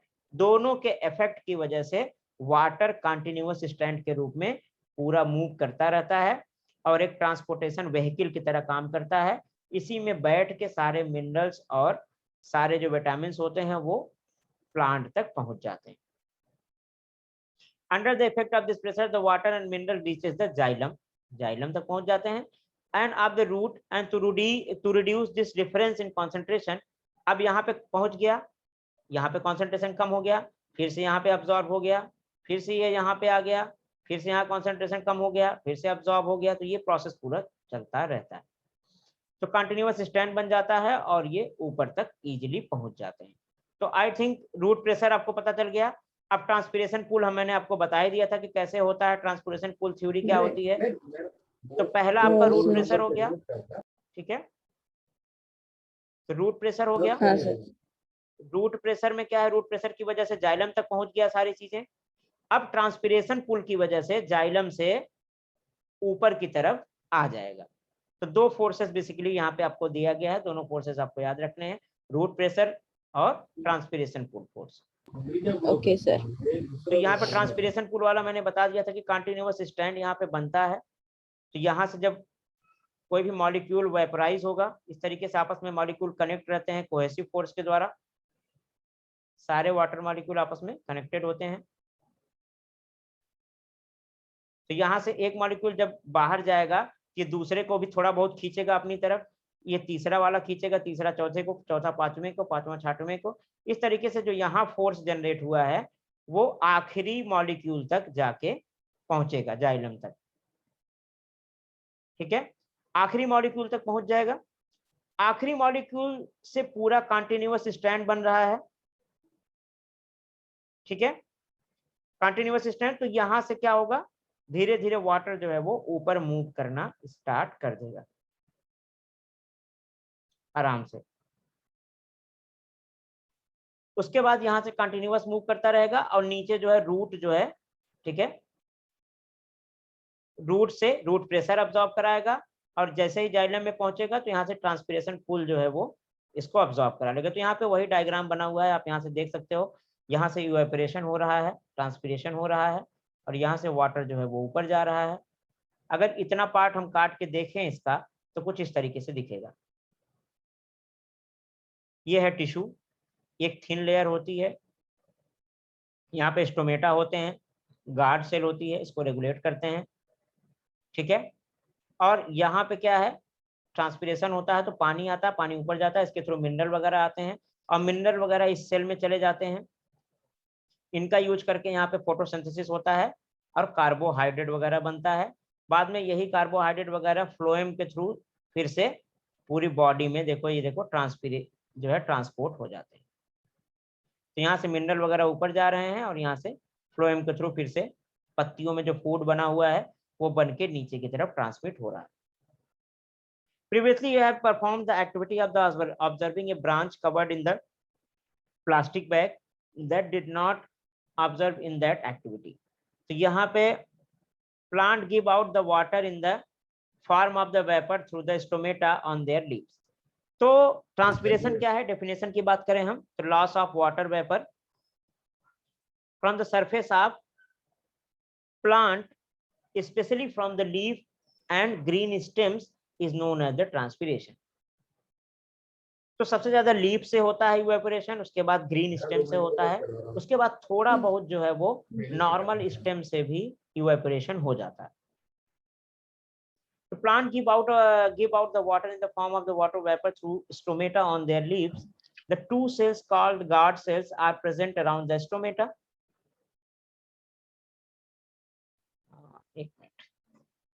Called the stomata. Water is released into the atmosphere by leaves through process of the evaporation.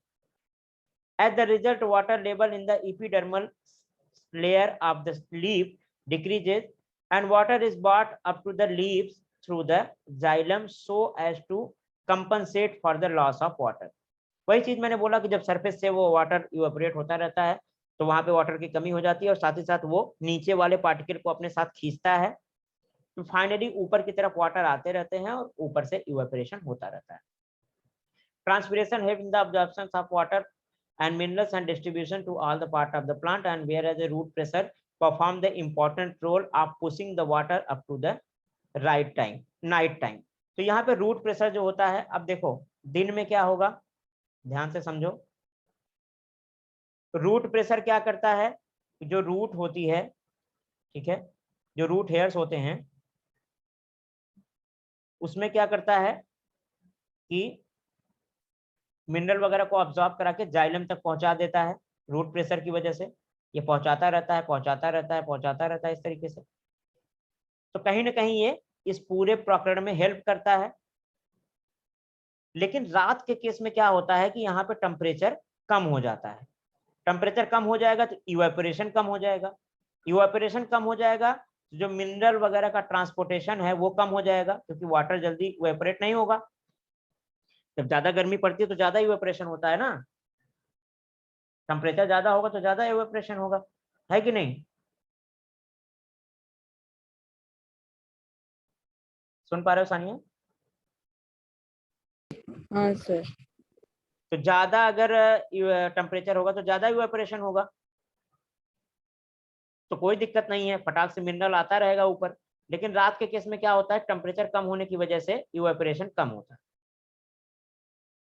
तो यहाँ पे मूवमेंट भी वाटर का स्लो हो जाता है। उस कंडीशन में, नाइट के कंडीशन में रूट प्रेशर सबसे इंपॉर्टेंट रोल प्ले करता है इस पानी को ऊपर चढ़ाने में, क्योंकि ये नीचे से ज्यादा तेजी से पुश करता है ऊपर की तरफ। तो रात में जो मूवमेंट होता है मैक्सिमम रूट प्रेशर की वजह से होता है और दिन में जो होता है वो मैक्सिमम ट्रांसपिरेशन की वजह से होता है, क्योंकि ट्रांसपिरेशन फोर्स रूट प्रेशर से काफी ज्यादा मात्रा में अप्लीकेबल होता है। ठीक है, तो यहाँ पे वही चीज लिखा हुआ, transpiration help in the absorption of water and minerals and distribution to all the part of the plant, whereas root pressure perform the important role of pushing the water up during the night time. तो root pressure night time में ज्यादा effective होता है, दिन में transpiration के अपेक्षा उसका उतना अच्छा रोल नहीं होता। The oak tree releases about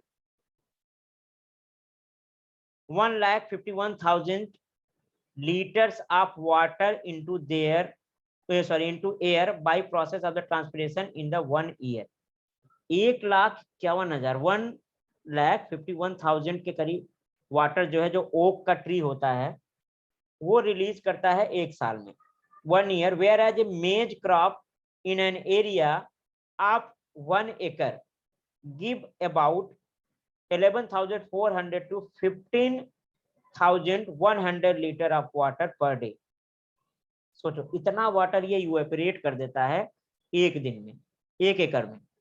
अगर 1 एकड़ में कोई मेज का आपने क्रॉपिंग की हुई है, खेती की हुई है, तो सोचो कितना इफेक्टिव होता है वो, कितना ज्यादा पानी वो निकाल देता है। ये मेज का प्लांट आपको दिख रहा है। ठीक है, अब transportation of food and other substances in the plant. तो ट्रांसपोर्टेशन जो होता है basically is the type of translocation, क्योंकि ये जाइड फ्लोएम में होता है। ठीक है, फ्लोएम में होता है, फ्लोएम में जो है हमेशा एनर्जी यूज होती है, तो ये एक्टिव प्रोसेस होता है, जबकि ट्रांसपिरेशन क्या है, पैसिव प्रोसेस है। जिसमें एनर्जी नहीं लगती वो पैसिव होता है, जो एनर्जी लगती है वो एक्टिव प्रोसेस होता है। तो यहाँ पे the food produced in the leaves is transported to each cell in the plant body, क्योंकि देखो जो भी लिविंग सेल है प्लांट के अंदर, उन्हें फूड तो चाहिए ही चाहिए ना। तो जो ये फूड बनाता है मैक्सिमम तो स्टोर हो जाता है एज इट इज, लेकिन उसमें से कुछ पार्ट जो है इसकी लिविंग सेल तक फ्लोएम के थ्रू पहुंचता है, जिससे कि वो लिविंग सेल अपना फूड बना सकें, अपना रेस्पिरेशन बंद कर सकें, अपना ग्रोथ और डेवलपमेंट कर सकें। ठीक है, तो यहाँ पे excess food except amino acid, ध्यान से देखो, excess food except amino acid is stored in the root. तो जो भी एक्स्ट्रा फूड होता है बस अमीनो एसिड्स को छोड़ के वो रूट में स्टोर हो जाता है। जैसे कार्बोहाइड्रेट होगा या फैट होगा तो वो रूट में स्टोर हो जाएगा। आप जनरली देखते होंगे कि काफी सारी चीजों के आप रूट खाते हैं, काफी सारी चीजों के स्टेम खाते हैं आप। ठीक है, तो जिसका आप रूट खाते हैं, रेडिस का क्या खाते हैं आप, रूट की स्टेम?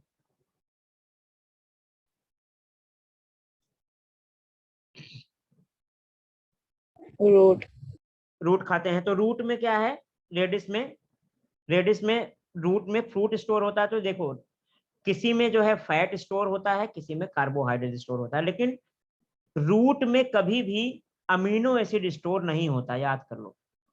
क्योंकि जब भी अमीनो एसिड आप पाओगे तो पल्सेस में पाओगे, क्योंकि पल्सेस में ही प्रोटीन होती है। और पल्सेस कहाँ होती हैं? पल्सेस कभी जमीन के अंदर नहीं होती, वो बाहर स्टेम में स्टोर होती हैं। स्टेम में, लीफ में, फ्रूट में, इसमें स्टोर होती है। लेकिन जमीन के अंदर रूट में कभी भी प्रोटीन स्टोर नहीं होती। कभी कोई ऐसा फ्रूट खाया आपने जो जिसका रूट खाते हो और आप लोग बोलते हो कि उसमें प्रोटीन है? कोई फ्रूट ऐसा आपको नहीं मिलेगा। ठीक है, तो जनरली क्या है, प्रोटीन जो स्टोर होती है वो सब फ्रूट्स में स्टोर होती है, स्टेम में स्टोर होती है नॉर्मली।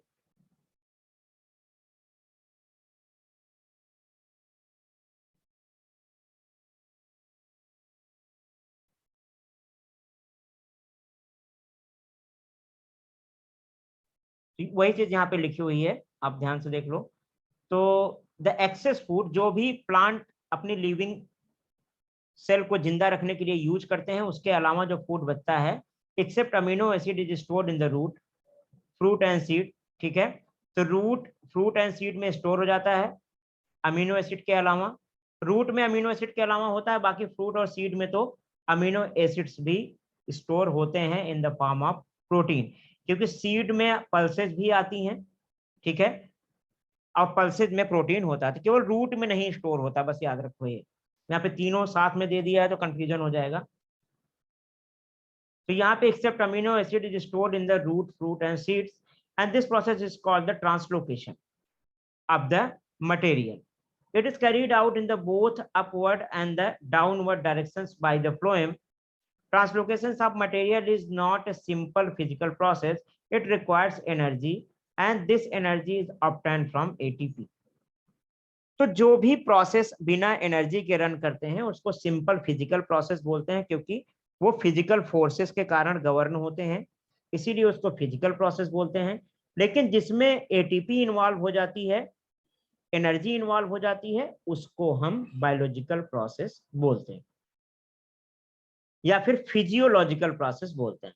फिजिकल और फिजियोलॉजिकल में डिफरेंस समझ में आया कि physical process with the help of support of ATP और energy is known as physiological process. Physical में क्या है, सिंपली कोई चीज डिफ्यूज हो रही है, कोई चुंबक है एक जगह से दूसरे जगह पे जाके चिपक जा रहा है, ठीक है, आपने हीट दिया, कोई पार्टिकल उड़ गया, आपने गैस को छोड़ दिया, कोई भी हाइड्रोजन गैस है आपके पास, नाइट्रोजन गैस है, आपने छोड़ दिया, वैसे गैस लीक हो गई, उड़ गई, या गुब्बारे में भर दिया आपने, बैलून्स में, बैलून्स चला गया, तो वो सब क्या है, फिजिकल प्रोसेस। लेकिन अगर वहां पे बायोलॉजिकल चीजें इन्वॉल्व हो जाती हैं तो उसे फिजियोलॉजिकल प्रोसेस बोलते हैं, ठीक है। फिजिकल फिजियोलॉजिकल में समझ में आया। जब फिजिकल प्रोसेस किसी भी लिविंग में होता है और उसमें एनर्जी का इन्वॉल्वमेंट हो तो that is the physiological process. It requires energy and this energy is obtained from ATP. तो जो जाइलम होता है उसमें से एक ही डायरेक्शन में मूवमेंट होता है, सीधा रूट से लीफ तक, लेकिन जो ट्रांसलोकेशन होता है वो कहीं भी हो सकता है। अगर फूड यहाँ स्टोर है तो वो ऊपर भी चला जाएगा, नीचे भी चला आएगा, कहीं भी जहां जरूरत होगी वहां पे चला जाएगा और मिनरल्स का यूज, एनर्जी का यूज करके वो जाएगा, ठीक है। Whenever food material like sucrose is transported towards a part of plant via the phloem with the help of ATP, the water concentration decreases in that part.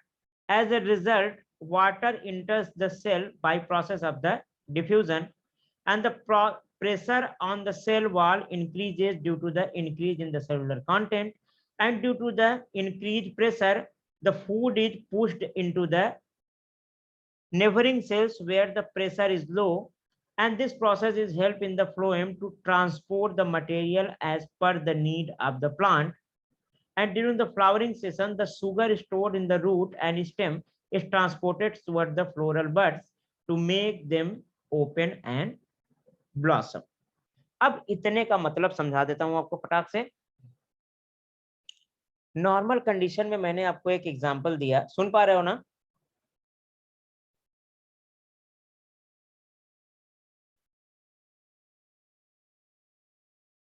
Sania सुन पा रहे हो? हाँ सर। यहाँ पे देखो, जैसे मैंने बोला था कि यहाँ पे 100 लोग हैं, यहाँ पे 50 लोग हैं, तो कहाँ जाना चाहेंगे? ये इधर जाना चाहेंगे, ठीक है। उसी तरीके से जब बहुत सारी सेल्स होती हैं,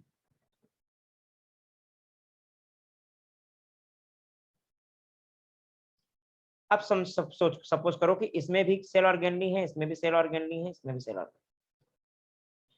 अब यहाँ पे सपोज करो स्टोर्ड फूड के रूप में सुक्रोज है। सुक्रोज क्या है? कार्बोहाइड्रेट है जो गन्ने में पाया जाता है सबसे ज्यादा। इसको ब्रेक करोगे तो ग्लूकोज फ्रक्टोज बनेगा। तो सुक्रोज ही बेसिकली स्टोर्ड होता है। तो जब फ्लोरल ब्लड्स या फ्लावरिंग वगैरह होती है तो उस समय फ्लावर्स को फूड की ज्यादा जरूरत होती है। तो जो भी स्टेम में, लीफ में फूड स्टोर होता है वो धीरे धीरे फ्लोएम में मूव करके फ्लोरल बड तक पहुंचता है। सपोज करो ये प्लांट है, अब यहाँ से अब इसको फ्लावरिंग होने वाली है यहाँ पे, ठीक है। तो यहाँ पे फ्लावर्स को जो है ज्यादा मात्रा में फूड वगैरह चाहिए, तो जो भी लीफ वगैरह में स्टोर होगा ये फूड वो जो है यहाँ पे जाएगा। तो इसमें होता क्या है, ये बोल क्या रहा है पूरा पैराग्राफ, चूंकि ये एक्टिव प्रोसेस है तो सबसे पहले यहाँ पे सुक्रोज आया,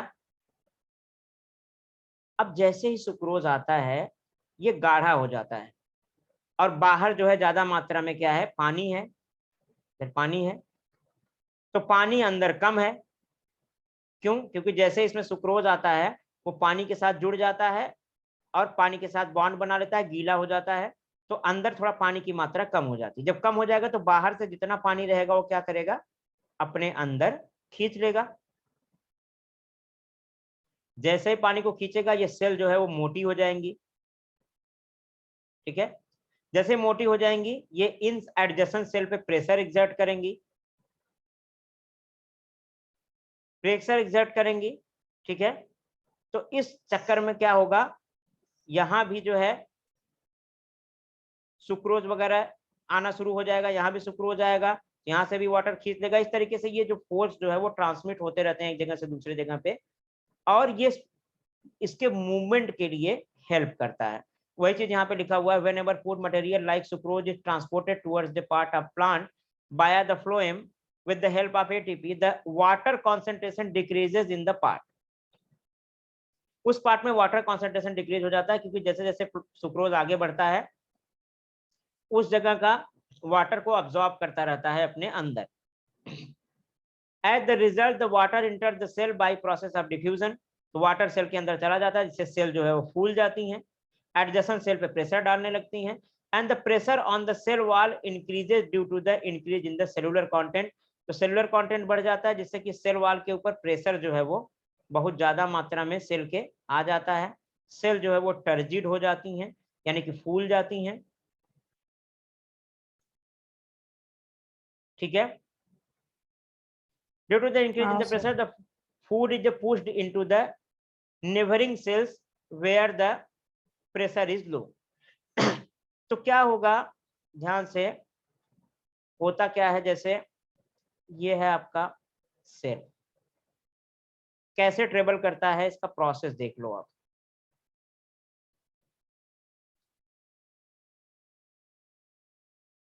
इस तरीके से सेल्स हो गई आपकी।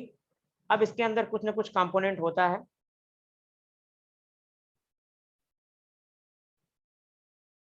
जैसे यहाँ पे है सुक्रोज, यहाँ पे भरा पड़ा है फ्लोएम में।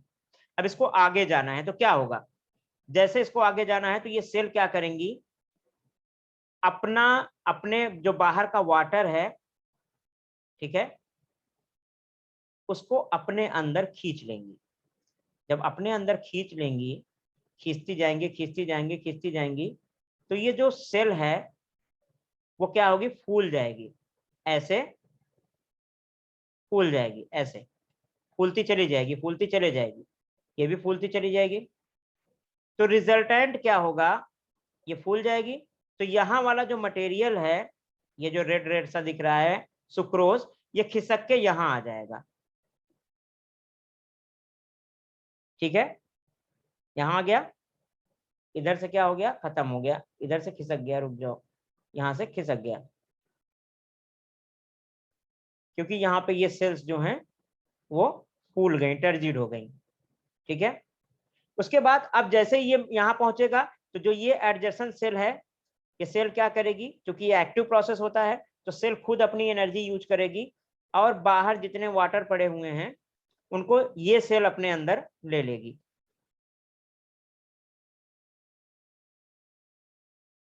ठीक है। जो भी बाहर वाटर था इस सेल ने खुद की एनर्जी यूज करके इसको अंदर ले लिया। अब ये सेल फूल जाएगी, ये सेल धीरे धीरे इस तरीके से वाटर आता जाएगा, वाटर आता जाएगा, और ये फूलती जाएगी फूलती जाएगी फूलती जाएगी, इस तरीके से ये भी फूलती जाएगी। और फाइनली जैसे जैसे ये फूलेगी, ये जो रेड वाला सुक्रोज है ये आगे खिसकता चला जाएगा इस तरीके से, ठीक है। उसके बाद फाइनली इधर से ये खत्म हो जाएगा, ये सेल्स जो है वो फूल जाएंगे इस तरीके से, ठीक है, खसक जाएगा। अब देखो ये सुक्रोज यहाँ आ गया, अब इधर वाली सेल फिर से नॉर्मल हो जाएंगी, लेकिन ये वाली अभी नॉर्मल नहीं होगी। फिर उसके बाद इसमें भरना शुरू होगा, ये भी फूलती चली जाएंगी। इस तरीके से क्या होता है कि सेल्स जो है खुद की एनर्जी यूज करके प्लांट इस तरीके से इस सेल को टर्जिट करता रहता है और फ्लैक्सिट करता रहता है, जिसकी वजह से ये जो सुक्रोज है वो आगे मूव करता रहता है। क्योंकि जाइलम में तो ट्रांसपिरेशन फुल काम करता है, इवेपोरेशन होता है, लेकिन यहाँ पे कहाँ इवेपोरेशन होगा। ट्रांसपिरेशन में रूट प्रेशर भी काम करता है, लेकिन यहाँ पे वो भी नहीं काम करता। इसलिए सेल को क्या है, खुद एनर्जी यूज करनी पड़ती है और इस तरीके से सेल को फुलाना पड़ता है और फिर कॉन्स्ट्रिक्ट करना पड़ता है, जिसकी वजह से ये आगे मूव करता रहता है। आपके स्टमक में भी इसी तरीके से फूड आगे मूव करता है और फाइनली अलग अलग जगह पे पहुंच जाता है। समझ में आया ये प्रोसेस पूरा? हाँ सर। सिंपल है। एक सेल जैसे दोनों तरफ अगर ऐसे कोई दबा दोगे कस के तो आगे खिसक जाता है ना। जैसे आपने कभी मंजन निकाला है ट्यूब से, जो टूथब्रश टूथपेस्ट होता है, टूथपेस्ट को आप निकालते हो ना प्रेस करके, हाँ सर। तो कैसे होता है? आपने ऐसे प्रेस किया तो इधर प्रेशर ज्यादा हो गया, जिधर प्रेशर कम रहता है उधर की तरफ टूथपेस्ट मूव कर जाता है। वैसे तो ये भी है, सेल्स जो है जब फूल जाएंगी तो वहां पे गैप कम हो जाएगा और वो जिधर कम प्रेशर होगा उधर की तरफ वो सुक्रोज आगे बढ़ जाएगा। इस तरीके से 1 बाय 1 करके सेल जो है वो फूलती रहती हैं और सुक्रोज जो है वो आगे बढ़ता रहता है। तो इस तरीके से मूवमेंट होता है, ट्रांसलोकेशन होता है आपके फ्लोएम में फूड का। यहाँ पे देखो एनर्जी यूज हो रही है क्योंकि हर सेल क्या कर रही है, खुद के अंदर वाटर मॉलिक्यूल को अब्सॉर्ब कर रही है एनर्जी का यूज करके। समझ गए बात को? लेकिन वहां पे जाइलम के केस में ऐसा नहीं था। जाइलम के केस में सीधा सीधा फोर्स जनरेट हो रहा था वहां से और वो फोर्स जो है सीधा नीचे तक ट्रांसमिट हो रहा था और सारा प्रोसेस हो रहा था। ठीक है, आया समझ में? हाँ सर। चलो सारिया, इतना अच्छे से रिवीजन करना, ठीक है, और अच्छे से पढ़ो। फिर अगर कोई दिक्कत हो तो नेक्स्ट लेक्चर में पूछो। सर हाँ मेरे को सब समझ में आया है सर, पर वो आप वो मेरे को ये रिकॉर्डिंग फिर से भेजोगे ना तो मेरे को और भी अच्छा समझ में आएगा। बिल्कुल बिल्कुल, मैं कोशिश करता हूँ। अभी जैसे मुझे टाइम मिलता है मैं सारा अपलोड कर दूंगा। ठीक है, थैंक यू एक सर। साथ। ठीक है, ओके, बिल्कुल, thank you sir. Bye sir. Bye.